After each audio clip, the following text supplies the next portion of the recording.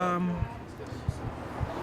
well, I'm going to just let you introduce yourself. Sure. Talk about, where your professor at, your work Sure. and stuff. So I won't introduce you. I'll let you introduce yourself, and then I'll ask questions based on what you just talked about. Okay. I'm Kevin Scannell. I'm a professor of computer science at St. Louis University. I work with endangered languages and minority languages, and I help develop technology for speakers of those languages. So very often when we talk about endangered language, we don't talk about technology. It seems like, oh, endangered language, thing of the past. Why are you incorporating technology to endangered languages? That's one of the important things. One of the obstacles we're trying to overcome with minority language speakers is the idea that when they're introduced to the computer, they're introduced usually through a major language, through English or French or another major language. So there's the idea that languages are old-fashioned or they're not sort of suitable for work with technology, and we're trying to change those attitudes. One of the ways we do it is providing software translated into languages like Irish and Scottish Gaelic, tools like just basic tools like spell checkers, keyboards, things like that speakers of English and other major languages take for granted.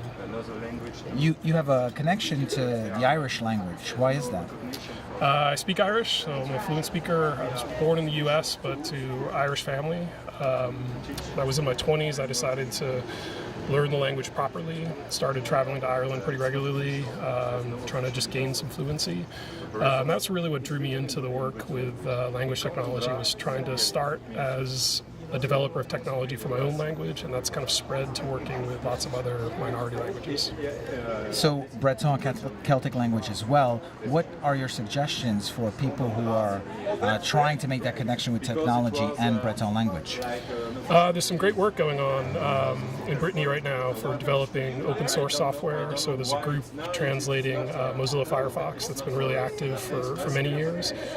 For people who are just starting out, even if people who are fluent speakers, sometimes they're uncomfortable making the switch if they're used to the computer in French, say. And the thing to do is just take the plunge. Something like a web browser like Mozilla Firefox is a really easy way to get started. It's generally easy to figure out what's going on with a little bit of help. Maybe you have to look at a dictionary or something like that. But start small, and then eventually, hopefully, have your whole computer in Irish or in Breton. What about children? How do we get more kids interested by endangered languages via technology?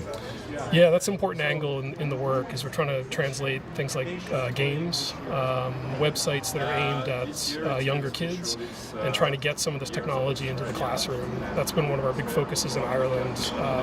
It's great to translate all this software, but if it's not getting in the hands of the people that are teaching the language in the schools, for example, in all Irish schools, it's not doing any good. So that's been a real focus for us in Ireland. Okay. We know Celtic people have a huge diaspora, the Irish, the Scots, the Bretons.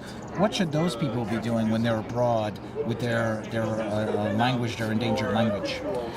Well, that's another huge, I think of it as a market really for the Irish language. Is 30 or 40 million Irish Americans who are engaged with Irish culture in a lot of ways.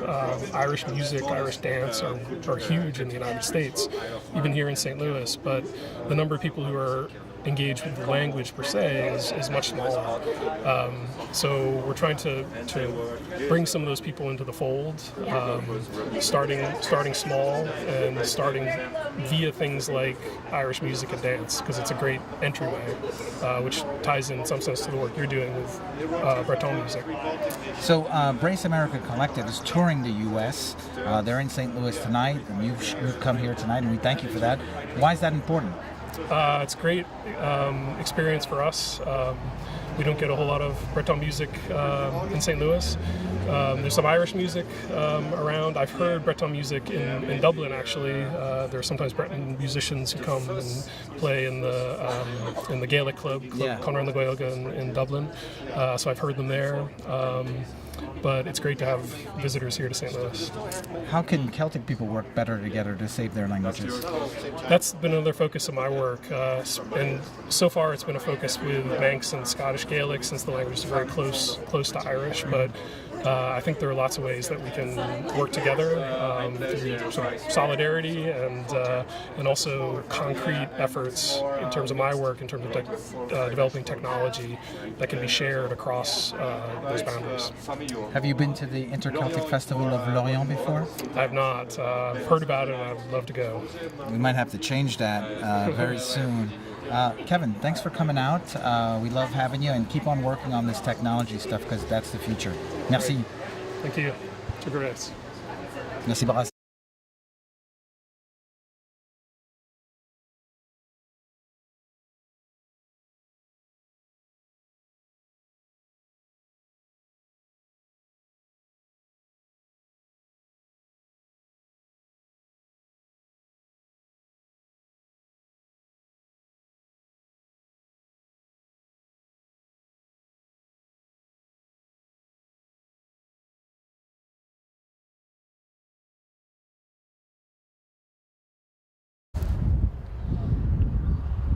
Anne-Sophie Pille, tu es d'origine de Bretagne. De Lorient. Ici à Lorient, et tu habites ici à Saint-Louis depuis 30 ans. Oui. Peux-tu nous donner un petit peu d'informations sur cette ville? Alors, la ville de Saint-Louis a été construite il y a 252 ans par deux Français, Pierre Laclède et Auguste Chouteau, qui faisaient du commerce de fourrure avec les Indiens, entre autres. Et puis, c'est une bien belle ville à la confluence du Mississippi et du Missouri, ce qui explique le joli drapeau rouge avec les deux fleuves qui se rencontrent sous la fleur de lys. Alors on est situé à 600 km de Chicago? 600 km au sud-ouest de Chicago, oui, exactement. Alors le symbole de la ville, c'est Saint-Louis, et on a une statue à l'arrière. La fleur de lys est sur fond rouge avec ces deux bras de fleuve qui se réunissent en un. Alors le Mississippi, c'était une rivière de commerce, enfin c'était une rivière de communication. Oui, c'est la plus longue et la plus puissante des États-Unis, puisqu'elle commence quelque part dans le Minnesota et qu'elle descend jusque dans le Golfe.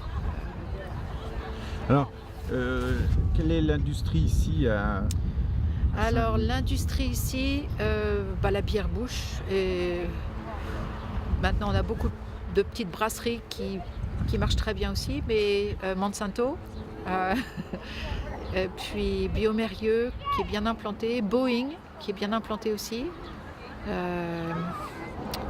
et puis qu'est-ce qu'il y a d'autre? Il y avait Ford, mais je crois que Ford en fait ne marche plus très bien ici. Tu connais beaucoup de Bretons par ici? Oh, il y a quelques Bretons, c'est-à-dire que par l'Alliance française ou par les universités, on arrive facilement à se demander où est-ce que tu as fait tes études, où est-ce que tu as grandi. Donc oui, l'Ouest est bien représenté. Et donc ce soir, c'est une soirée bretonne? C'est une soirée bretonne à l'Alliance française. On attend une cinquantaine de personnes. Et puis, j'ai fait 2 gâteaux bretons et il y aura du cidre, enfin, vous voyez quoi. Voilà, on est bien prêts.